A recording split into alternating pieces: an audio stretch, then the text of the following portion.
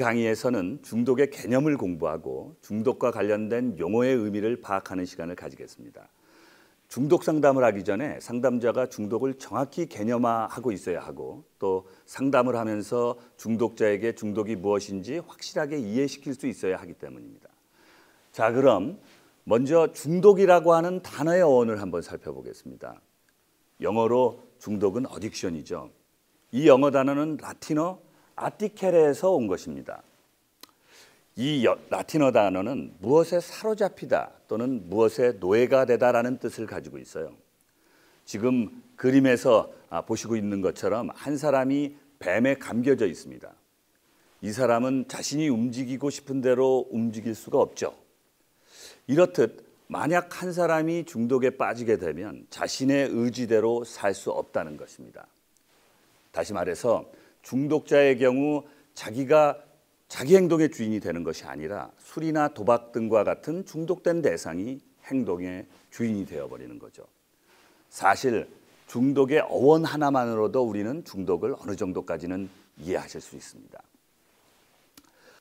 본격적으로 중독의 개념에 관해 배우시기 전에 제가 먼저 질문 하나를 드리겠습니다. 과연 우리가 콩나물국에도 중독될 수 있는 걸까요? 콩나물 국물의 그 시원함 그리고 콩나물에 씹히는 그 아삭함이 과연 우리를 그것에 중독되게 만들 수 있는 걸까요? 우리가 중독의 개념을 다 공부한 다음에 제가 이 질문에 관해서 답을 드릴 테니까 이 질문을 머릿속에 담아 놓으시기 바랍니다. 자, 그럼 이제 중독의 정의를 한번 살펴보죠. 표준국어사전은 중독을 생체가 음식물이나 약물의 독성에 의해서 기능장애를 일으키는 일이라고 정의하고 있습니다. 그런데 이 정의로 중독을 확실하게 이해하기에는 한계가 있죠. 그래서 우리가 일반적으로 이용하는 인터넷 검색 엔진을 한번 살펴보겠습니다. 거기에는 중독을 이렇게 정의하고 있습니다. 심리적 혹은 신체적으로 습관을 형성시키는 무언가에 비정상적으로 내성이 생기고 의존하게 된 상태라고 되어 있는데요. 지금 보니까 여기에는 내성이나 의존이라는 조금 더 전문적인 용어가 포함되어 있네요. 그런데 나름 더 포괄적인 정보를 제공하고 있는 위키백과에서는 어딕션을 중독뿐만 아니라 의존증으로도 번역하고 있습니다. 그러면서 중독을 한 가지 일만 반복적으로 하는 행동 그리고 그렇게 하도록 하는 충동으로 정의하고 있습니다. 하지만 이런 정의를 충족하더라도 중독이 아닐 수 있는데요.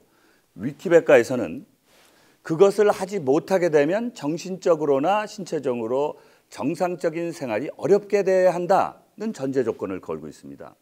다시 말해서 반복적인 행동을 하더라도 정상 생활이 방해받지 않는다면 중독이 아니라는 거죠.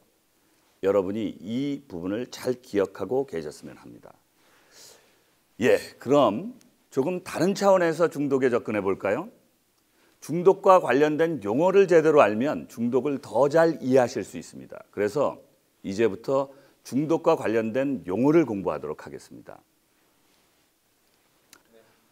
어떤 물질이나 행동을 특정한 목적을 위해서 잘 사용하는 것, 그것을 use, 사용이라고 하죠. 그리고 물질을 규정된 목적을 위해 사용을 하긴 하지만 규정을 따르지 않고 임의적으로 사용하거나 지시대로 사용하지 않으면 그것을 잘못 사용하는 거겠죠. 그것을 misuse, 오용이라고 합니다. 의사나 약사가 자주 경고하는 거죠. 그런데 오용과 유사해 보이지만 중독과 관련해서 더 자주 사용하게 되는 용어가 있습니다. 바로 abuse, 남용입니다. 남용이란 감정이나 사고 혹은 행동의 인위적인 변화를 일으키고자 향정신성 약물을 비의학적으로 사용해서 개인의 신체나 심리적으로나 사회 혹은 직업적인 기능에 손상을 가져온 경우를 이야기합니다. 여기서 기능에 심각한 손상이라고 하는 의미가 굉장히 중요한데요. 약물이나 어떤 행동을 해서 신체적으로 문제가 생긴다거나 판단 능력이나 기억에 또 문제가 생긴다거나 아니면 대인관계에 금이 간다거나 학교나 직장에서 문제가 생기면 남용이라고 할 수 있는 겁니다. 예를 들어서 스마트폰으로 게임을 밤새도록 하다가 학교에 지각을 했다거나 술을 마시고 운전을 단 한 번이라도 했다면 남용이라고 할 수 있는 거죠. 그리고 여러분이 중독을 이해하시기 위해서 반드시 알아야 하는 또 다른 용어가 있는데요. 바로 톨러런스, 즉 내성입니다. 내성이란 반복해서 사용해서 일어나는 변화인데요. 동일한 사용량으로는 종전과 같은 효과를 얻지 못하는 현상을 의미합니다. 일종의 우리 몸의 적응 반응인 거죠.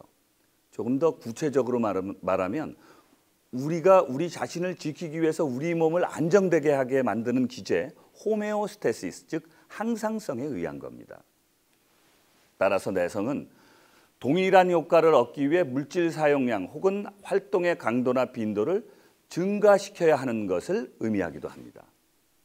이 내성이 발달하는 시간은 각 약물의 특성에 따라서 다르기는 하지만 짧게는 일주일, 길게는 몇 년 동안 약물이 들어와서 생길 수 있는 피해를 최소화하기 위해서 우리 몸이 변하는 겁니다. 그렇게 우리 몸이 변해서 된 상태인데 만약 약물이 들어오지 않으면 어떻게 될까요? 오랫동안 약물에 적응해서 변한 인체의 이 신진대사 시스템이 이전과 같은 상태로 바로 되돌아갈까요? 곧바로 그렇게 되기는 힘들겠죠. 예. 그래서 그때 나타나는 불쾌한 반응이 금단 증상인 겁니다. 요약해 보면 약물 사용이나 활동을 중단하는 경우에 나타나는 견디기 힘든 여러 가지 불쾌한 증상을 금단 증상이라고 하죠. 그런 증상은 신체적으로 나타나기도 하고 심리적으로도 나타납니다. 그리고 그런 금단 증상이나 또 중독 행동을 했을 때 좋았던 기억이 물질이나 행위에 대한 강한 열망, 즉 갈망을 일으키게 됩니다. 참고로 갈망은 약물이나 행동 그 자체가 될 수도 있고요. 환경적인 자극에 의해서 조건화 반응으로 나타나게 됩니다. 우리가 중독을 공부하다 보면 중독과 함께 많이 사용되는 용어가 있는데 디펜던스, 즉 의존입니다. 의존은 심리적 의존과 신체적 의존으로 구분되는데요. 의존의 증상은 물질이나 행동에 대한 갈망, 그것에 대한 강박적인 집착, 그리고 통제력 상실 등으로 나타납니다. 그런데 우리가 사용하는 중독이라고 하는 단어는 한자어죠. 이 한자어에는 약간의 문제가 있습니다. 사실 중독, 그 문자 그대로 하면 독이 우리 몸에 들어와 있는 상태, 즉 취해 있는 상태라고 한다면 영어로 인톡시케이션이라고 하거든요. 그런 상태는 생리적 중독이라고 할 수 있죠. 따라서 그런 상태는 약물에 취해서 부적응적으로 인지적 혹은 행동적 결과가 초래되는 것을 의미하거든요. 그래서 그런 이 인톡시케이션은 급성 중독이라고 합니다. 그래서 우리가 이 강좌에서 공부하는 중독은 어딕션으로 넓은 의미로의 중독, 즉 만성적 중독입니다. 이 어딕션으로의 중독은 잠정적으로 우리가 지금까지 공부한 모든 용어를 포괄하는 것으로 가정적이고 일반적인 용어입니다. 그렇다면 중독과 재미 혹은 취미의 차이는 뭘까요? 이 중독과 재미의 차이는 앞서 위키백과에서 중독의 전제 조건으로 제시했던 이 정상적인 생활을 하지 못하게 하면 중독이고 정상적인 생활을 하게 하면 재미라고 할 수 있습니다. 하지만 조금 더 전문적이고 구체적으로 살펴보죠.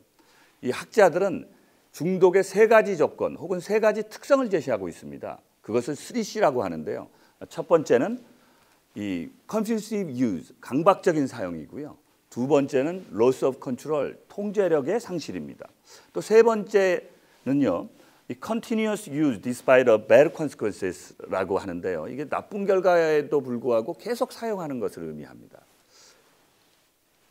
그래서 중독의 조건을 조금 더 핵심적으로 요약해 보면 이 어떤 것을 너무 많이 하게 되면 다양한 결과가 초래되는데 그 결과가 해로운 것이라면 중독이라고 할 수 있는 거죠. 자, 그렇다면 과연 인간이 콩나물국에도 중독될 수 있는 걸까요? 이제 이 질문에 답을 한번 해보죠.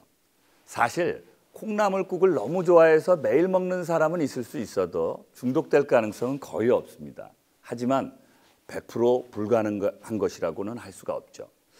우리가 공부한 중독의 조건에 맞춰서 콩나물에 중독될 수도 있는 시나리오를 억지로 한번 만들어 보면 이렇습니다.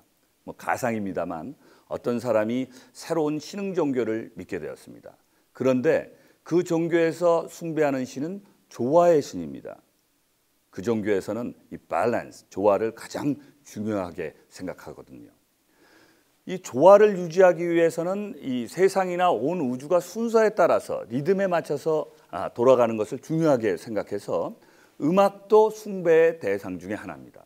그래서 이 종교에서는 음악의 음표도 거룩한 것으로 보고 한국의 신도들은 음표와 비슷하게 생긴 콩나물을 먹지 않습니다. 그런데 이 종교를 몇 년 전부터 믿게 된 이 사람은 콩나물을 너무 좋아해서 아직 끊지를 못하고 있어요. 안 먹으려고 한 3주를 버텨봤지만 참을 수가 없어서 매주 한 3-4번은 콩나물국을 몰래 먹고 있습니다. 그런데 이 먹고 나면 죄책감이 너무 생겨서 마음이 좋지를 않습니다. 또 그런 생각 때문에 잠을 못 이룰 때도 있고요. 게다가 얼마 전서부터는 콩나물국을 먹고 나면 갑자기 공포감이 밀려오면서 몸에 아주 두드러기 같은 것이 나기도 합니다. 이런 이 가상의 이야기를 한번 만들어 봤는데요. 만약 이런 사람이 있다면 콩나물에 중독되었다고 할 수 있지 않을까요? 이런 좀 말도 안 되는 가상의 예를 들었던 것은 여러분들에게 중독을 더 잘 이해시켜 드리기 위해서입니다. 지금까지 중독의 개념과 용어를 공부하셨는데요. 여러분들이 중독이 무엇인지 확실하게 이해하셨으면 합니다. 수고하셨습니다.